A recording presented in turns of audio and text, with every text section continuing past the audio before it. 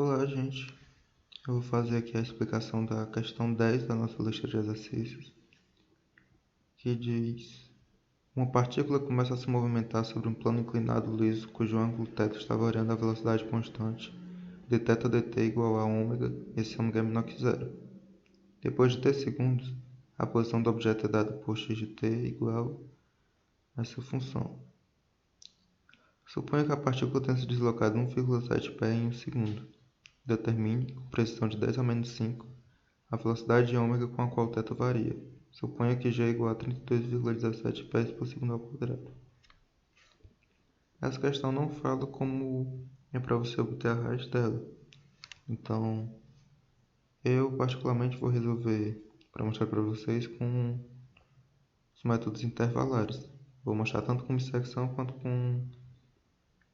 pelo método da secante, que os dois são muito semelhantes. Então, ele nos dá essa função x de t, mas na verdade a gente não vai querer igualar isso a zero. Porque na verdade, a gente igualando isso a zero, basicamente seria para encontrar o ponto em que o t que faz com que x seja zero. Que não é o que a gente quer. Na verdade, a própria questão diz que com tal valor de t tem tal valor de x. Então a gente pode considerar o x como se fosse uma constante com esse valor, se a gente também usar esse t que ele dá. Então, na verdade, vou passar esse x para o outro lado, vai ficar menos x aqui no final. E essa nova função, eu vou dizer que é um f de ômega. E esse f de ômega que eu quero encontrar o zero dela, para eu saber o ômega que a questão pede. Então, aqui no Octave, eu já escrevi a função. Para você criar uma função dessa, você vem só aqui em nova função. Então, eu vou criar um g. Ele começa com esses comentários, você pode só apagar. E ele diz que essa variável de retorno, geralmente eu boto y, mas pode ter qualquer nome. G de os parâmetros. Pode ter vários parâmetros separados por vírgula. No nosso caso, só tem um que eu chamei de w. O retorno dessa função é de acordo com a variável que você tem aqui. Então, no final de todo o código da sua função, ele vai pegar qual o valor desse y e isso é o retorno. Isso ele vai mandar para fora da função, de onde ela foi chamada. Então aqui eu fiz y igual a isso. Aqui no final eu coloquei o menos x. Eu falei. Coloquei tudo com as letras mesmo. E aqui eu defini os valores delas como constantes. Então agora a gente pode vir na janela de comandos e fazer, por exemplo, f de 1. A gente tem esse valor. Se a gente fizer, por exemplo, seno de 0 ou seno de π sobre 2, a gente obtém esses valores, né? Se eu fizer seno de, aí entre colchetes, é para definir uma matriz. Eu fizer 0, π sobre 2, ele me dá os dois resultados. Isso é muito útil. Com a nossa função, isso ainda não funciona. Se eu fizer 1 e 2, ele dá erro. Por quê? Porque ele passa essa matriz diretamente para a nossa função. E no nosso código, tem vários pontos onde acontece coisa em que ele tenta, ao invés de multiplicar um termo, por exemplo, aqui, a gente tem esse ômega ao quadrado. O que a gente quer que aconteça é que cada valor que a gente recebe seja elevado ao quadrado. Mas o que ele está tentando fazer é uma multiplicação de matrizes, o que dá um erro. Porque o erro em si é porque esse ômega não é uma matriz quadrada. Mas de toda forma, ele não está fazendo o que a gente quer que ele faça.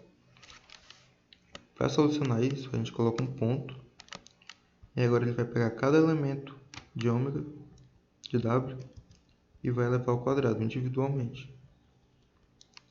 No caso, a gente também tem que fazer isso com essa divisão, essa multiplicação, esse outro elevado, para funcionar.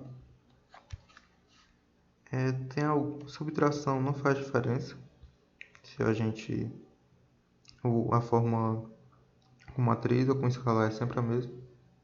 E multiplicação às vezes não faz diferença, multiplicação e divisão. Por exemplo, aqui dividido por 2, quando você divide por uma constante, ou multiplica por uma constante, não faz diferença não faz diferença você colocar o ponto ou não. Então, fazendo isso, agora dá certo. Com isso eu posso fazer, por exemplo, faço x variar de menos 5 até 5. Vou colocar como passo 0.1. Então, se eu não colocar a vírgula aqui, ele mostra vários valores, né? Dá pra gente ver como ele está mudando. Aumentando de 0.1 em 0.1, fazendo com um ponto e vírgula. Ele faz a mesma coisa, só que não mostra o resultado. Mas enfim, eu fizer y igual a f de x, agora funciona, mesmo x sendo uma matriz. E eu posso fazer plot x, y, para ver como é essa nossa função. De cara a gente já vê que tem essa descontinuidade, né? Porque na verdade na nossa função tem uma parte que a gente vê tipo ômega ao quadrado. A gente tem que ter cuidado com isso para não colocar isso dentro do nosso intervalo, que com certeza daria problema. E outro detalhe que a gente vê também é que o ômega é mais ou menos por aqui, que a questão inclusive fala que o ômega é menor que zero, então está de acordo com o que ela pede. Eu vou, como é um método intervalar, eu preciso de um A e de um B, que são os valores que eu digo que a minha raiz está entre. Então vou escolher mais ou menos aqui os valores, tendo cuidado com essa descontinuidade não está dentro do intervalo. Vou escolher aqui para A ser 0,5, aliás, A ser 0,5 e B ser 0,2, menos 0,2. Na verdade, só para confirmar, menos 0,5, aliás, vou diminuir um pouco um passo e até menos 0,2. Fazer o y, total.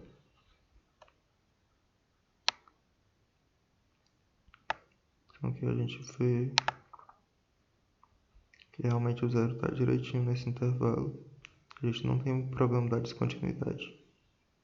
No caso que esse espaço em branco é só porque a gente só printou até o 0.2.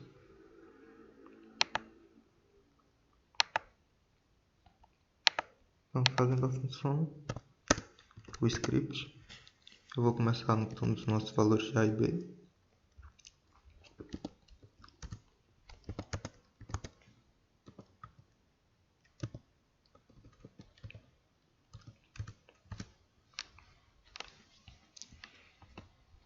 E eu vou criar um loop. Um loop a gente pode criar tanto com for quanto com while. Nesse caso eu vou criar com while, porque ele fala de um erro. Eu vou fazer com que esse código rode enquanto o erro não chega no valor que ele dá. Aliás, enquanto o erro não está abaixo do valor que ele dá. Ele fala especificamente 10 a menos 5. Antes disso, eu vou setar o erro para um valor qualquer que faça com que ele entre nesse laço do loop, porque senão ele passaria direto, teria problema. Enquanto está aqui, a gente faz aquela fórmula da forma que a gente trata com a bissecção, né? A gente faz A mais B sobre 2, o ponto médio do intervalo. E a gente vai checar se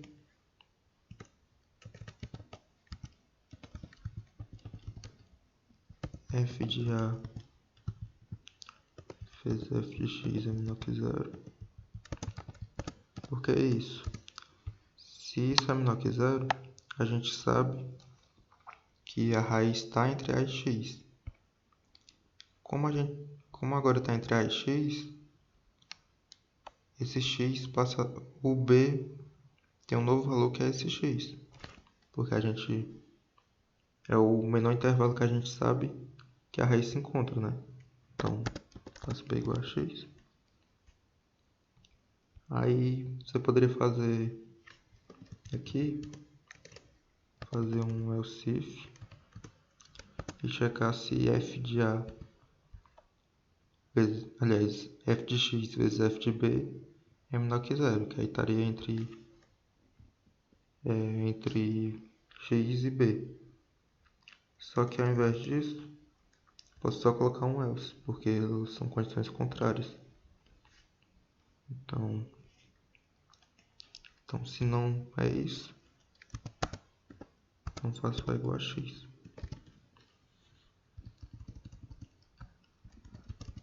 Tenho que lembrar de calcular o erro. Vou calcular o erro aqui logo depois de eu ter o meu x. E é isso. Então o erro vai definir o meu critério de parada. Eu sei que ele tem que ser 10 a menos 5, mas o que vai ser o erro exatamente? Um que é comum de usar é fazer com que o erro seja f de x. Por quê? A gente quer que o f de x seja bem próximo de zero. Então, meio que seria f de x menos zero. Porque se estiver muito longe de ser zero, então tem um erro muito grande. No caso, seria um erro com base na saída da função, né? No f de x. Se a gente quiser saber realmente o erro com base no próprio x, a gente sabe que está nesse intervalo aqui, a raiz. Se a gente tem um x que está bem no meio do intervalo, então o erro máximo acaba sendo a metade desse intervalo, porque é a distância do meio até qualquer uma das pontas. Isso é o erro máximo. Como a gente não tem como saber qual é exatamente, a gente vai usar isso. No caso, fica o tamanho do intervalo dividido por 2. Outra forma também que você poderia calcular, você vai guardando o x de iteração a iteração. Então, quando eu estou rodando esse loop uma vez, eu tenho um valor de x. Quando eu terminar e for rodar outra vez, eu vou ter outro valor, né? Então, se eu ver como a variação que teve de uma iteração para outra, eu também posso usar isso como critério de parada, no caso chamado de erro aproximado. Por enquanto eu vou deixar assim mesmo. Aí se eu executar, é para ter assim. Eu posso apertar X aqui e ele vai me dar o valor que ele achou. Eu também posso deixar aqui um X sem ponto e vírgula no final do script para ele automaticamente já me mostrar. Eu posso ver o erro também, no caso deu isso. E é isso. Se eu quiser fazer com o método da secante, né, que é o da falsa posição também, é só mudar essa linha aqui.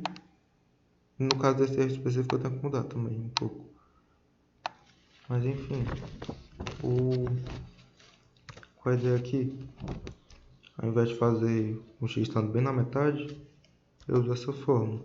Vai ser o A vezes o f de b menos o b vezes o f de A.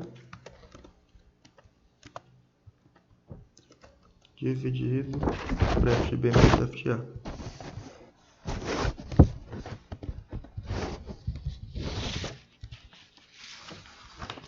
Pronto, tenho que botar o parênteses aqui na frente. E é isso. Agora o x não necessariamente fica bem no centro. Então, para a gente ter certeza mesmo de onde que a gente não está dizendo um erro menor do que o que realmente é, vou colocar só b menos a, sem dividir por 2 dessa vez. Então, fazendo aqui, pronto, a gente obtém resultado bem próximo. Outra coisa que a gente pode mudar é guardar os valores de x iteração a iteração, tanto de x quanto do erro, para a gente saber como mudou. A gente pode fazer isso para o a e para o b também. Como é que a gente faz? Eu faço que... Para fazer isso, eu acho que fica melhor um for. Inclusive, com o for, bem fácil também a gente dar um número máximo de iterações. Geralmente o código vai ter tanto correção de parada por causa do erro, quanto por causa do número de iterações, que é para o código não ficar travado, caso tenha algum problema. Inclusive eu não vou atualizar aqui o erro, para vocês verem que agora ele vai ficar travado aqui, né? Então só para vocês verem que aqui ele não aparece as duas setinhas de novo para eu poder fazer nada. Não consigo mexer. Mas com o Octave, com o MATLAB também, se você apertar Ctrl C, ele para de executar o script. Então, se você ficar travado, você pode fazer isso. Mas enfim, eu vou trocar isso por um for. Vou criar um i. Vou dizer que max it para ser o número máximo de iterações.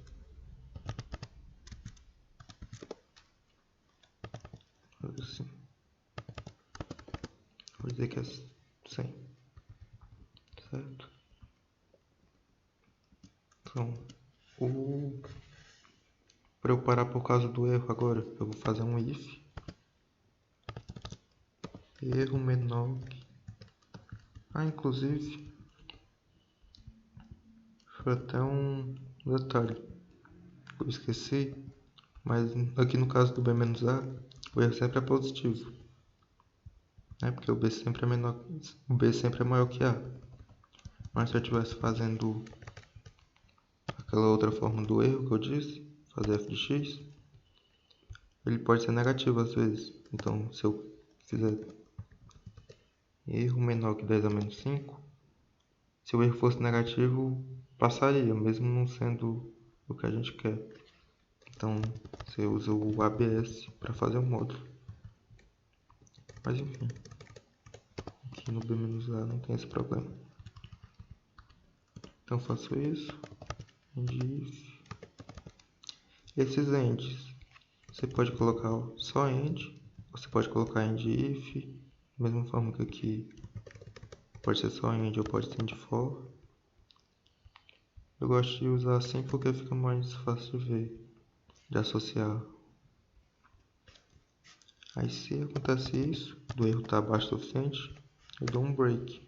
Ele vai sair desse loop e termina o código. Então, agora eu vou fazer, além disso que eu já fiz, vou fazer xi para ser igual a isso. E aqui também. Agora o x vai mudando de iteração em iteração. Eu tenho o x da primeira iteração, o x da segunda, terceira.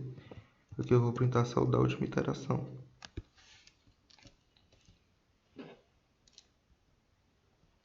Da mesma forma, vou fazer isso com b e com o a.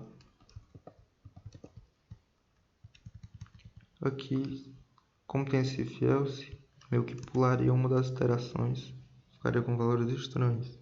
O atual do b. Eu sempre mudo o o A ou o B. Então, para não fazer isso, eu vou fazer aí, vou repetir o valor passado dele. Mesma coisa que com B.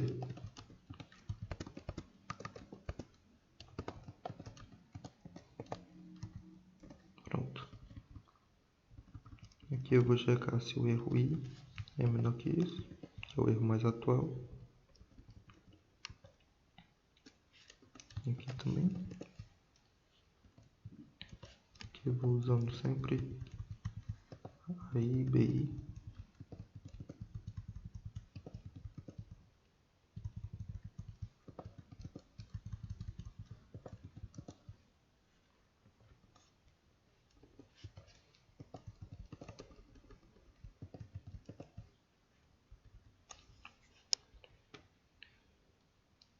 Eu acho que é isso. Está executando.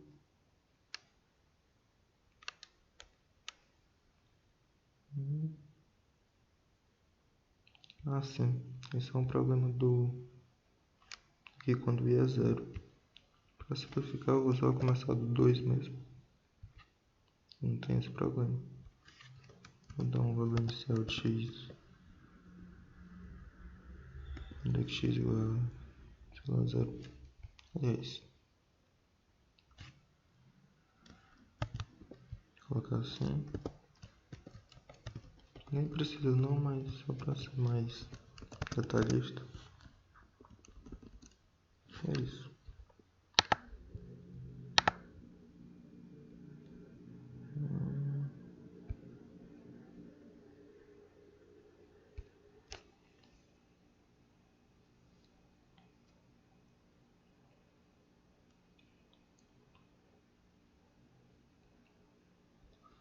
Nove.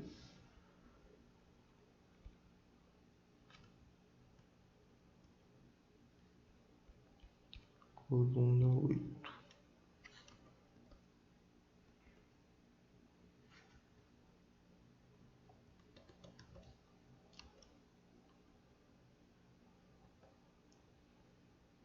Vamos lá. Eu vou copiar isso aqui só para ver se tem um problema aqui.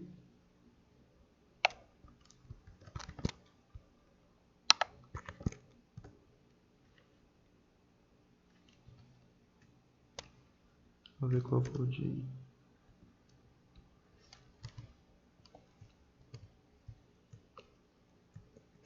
Ah, sim. Perdão. Na verdade aqui eu